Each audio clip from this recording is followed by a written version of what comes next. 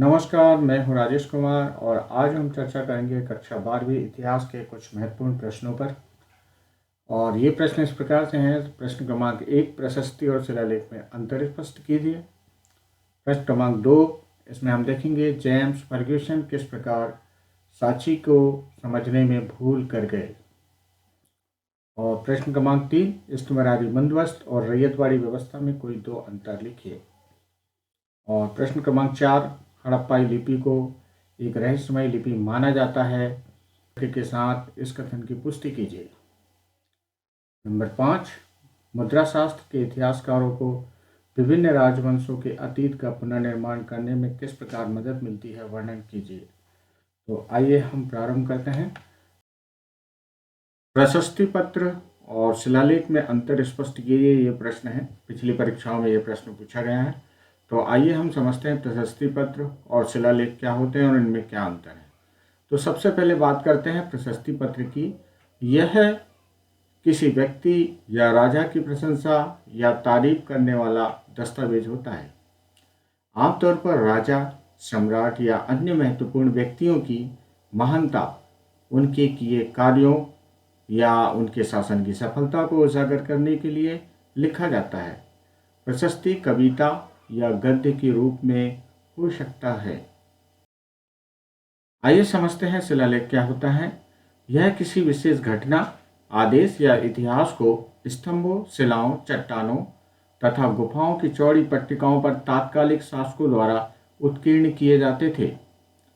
शिलालेख आमतौर पर कोई ऐतिहासिक तथ्य, राजा के शासनकाल की युद्ध की घटनाएं या धार्मिक, राजनीतिक तथा आर्थिक आदेश को रिकॉर्ड करने के लिए लिखे जाते थे।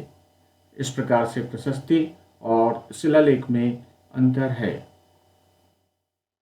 प्रशस्ति पत्र जो दिए जाते हैं प्रशंसा को ध्यान में रखते हैं और शिलालेख में प्रमुख घटनाओं को अंकित किया जाता था। जेम्स फर्ग्यूसन किस प्रकार सांची को समझने में भूल कर गए, इसका उत्तर हम समझते हैं। जेम्स फर्ग्यूसन ने सांची को वृक्ष या सूर्य पूजा का केंद्र माना था।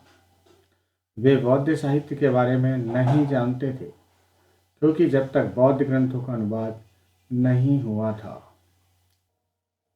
आइए आगे हम देखते हैं इस्तिमरारी बंदोबस्त और रैयतवाड़ी व्यवस्था में कोई दो अंतर लिखिए। नंबर 1 में हम देखते हैं इस्तिमरारी बंदोबस्त।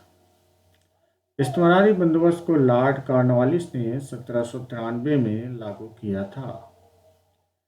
इसे बंगाल, बिहार, उड़ीसा, उत्तर प्रदेश, बनारस, उत्तरी कर्नाटक में लागू किया गया था। इस्तिमरारी बंदोबस्त में राजस्व वसूल करने की जिम्मेदारी जमींदारों को दी गई थी। इस्तिमरारी बंदोबस्त ब्रिटिश भारत के 19% भाग में लागू किया गया था। इसी प्रकार हम रैयतवाड़ी व्यवस्था को देखते हैं। रैयतवाड़ी व्यवस्था को थॉमस मुनरो और लॉर्ड रीड ने सन 1820 ईस्वी में लागू किया था। रैयतवाड़ी व्यवस्था को मुंबई, मद्रास, असम, पूर्वी बंगाल में लागू किया गया था। रैयतवाड़ी व्यवस्था में राजस्व सीधे किसान से लिया जाता था। इसमें जमींदारी बीच में राजस्व नहीं लेता था। रैयतवाड़ी व्यवस्था ब्रिटिश भारत के 51% भाग में लागू की गई थी। इस प्रकार रैयतवाड़ी व्यवस्था और इस्तिमरारी बंदोबस्त में अंतर है। इस्तिमरारी बंदोबस्त को लागू किया लॉर्ड कॉर्नवालिस ने 1793 में।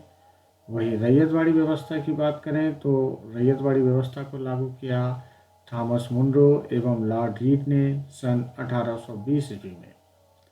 इस्तिमरारी बंदोबस्त लागू हुई बंगाल, बिहार, उड़ीसा, उत्तर प्रदेश, बनारस, उत्तरी कर्नाटक में।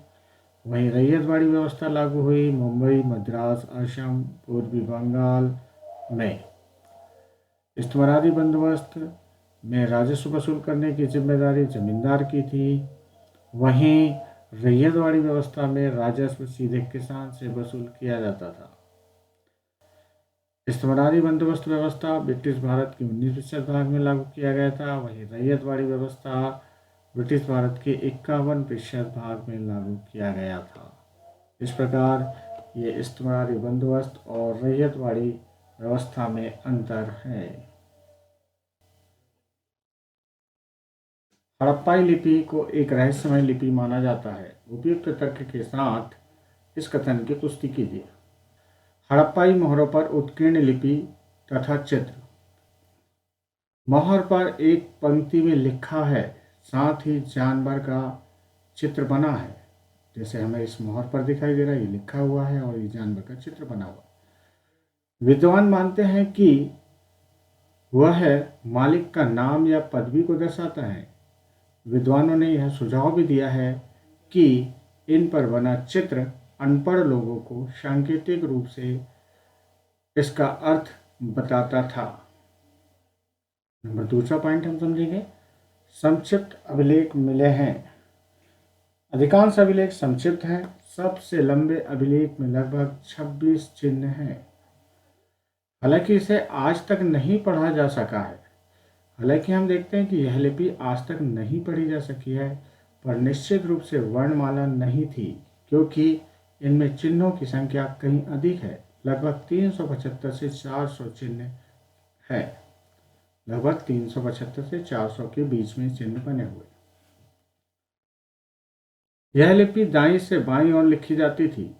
ऐसा प्रतीत होता है कि यह लिपि दाईं से बाईं ओर लिखी जाती थी, क्योंकि कुछ मोहरों पर दाईं ओर चौड़ा अंतराल है और कई बाईं ओर संकुचित है, जिससे लगता है कि उत्कीर्णक ने दाईं ओर से लिखना आरंभ किया और बाद में बाईं ओर स्थान कम पड़ता गया। इस प्रकार से हड़प्पाई लिपि एक रहस्यमय लिपि है। मुद्रा शास्त्र ने इतिहासकार को विभिन्न राजवंशों के अतीत का पुनर्निर्माण करने में किस प्रकार मदद की, इस वर्णन कीजिए। सबसे पहले हम देखेंगे आहत सिक्के। चांदी और तांबे के आहत सिक्के 6ठी शताब्दी ईसा पूर्व में सबसे पहले ढाले गए और प्रयोग में लाए गए। आहत सिक्के पर बने प्रतीकों को उन विशेष मौर्य वंश जैसे राजवंशों के प्रतीक से मिलाकर पहचान करने की कोशिश की गई है। इन सिक्कों को राजाओं ने या व्यापारियों, धनपतियों और नागरिकों ने इस प्रकार के कुछ सिक्के जारी किया होगा। नंबर 2, शासकों की प्रतिमा और नाम के सिक्के। शासकों की प्रतिमा और नाम के साथ सबसे पहले सिक्के हिंदू यूनानी शासकों ने जारी किए थे, जिन्होंने 2वीं शताब्दी ईसा पूर्व में उपमहाद्वीप के उत्तर पश्चिमी क्षेत्र पर नियंत्रण स्थापित किया था। कुषाण शासकों द्वारा जारी सिक्के। सोने के सिक्के बड़े पैमाने पर प्रथम शताब्दी ईस्वी में कुषाण राजाओं ने जारी किए थे। इनके आकार और वजन तत्कालीन रोमन सम्राट तथा ईरान के पर्थियन शासकों द्वारा जारी सिक्के के बिल्कुल समान थे। नंबर 4, योद्धे कबायली गणराज्यों द्वारा जारी सिक्के।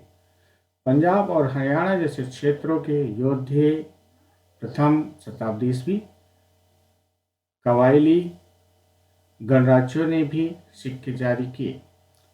पुरातत्वविदों को योद्धे शासकों द्वारा जारी तांबे के सिक्के हजारों की संख्या में मिले हैं, जिनसे योद्धियों की व्यापार में रुचि और सहभागिता परिलक्षित होती है।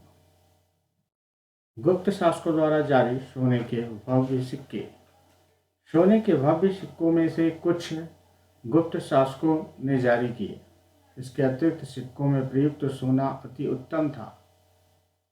इन सिक्कों के माध्यम से दूर देशों से व्यापार विनिमय करने में आसानी होती थी, जिससे शासकों को भी लाभ होता था। इस प्रकार मुद्राओं से विभिन्न राजवंशों के अतीत का पुनर्निर्माण करने में मदद मिलती है। वीडियो देखने के लिए धन्यवाद। पसंद आए तो लाइक कीजिए, शेयर कीजिए, सब्सक्राइब कीजिए। आज के लिए इतना ही। जय हिंद, जय भारत।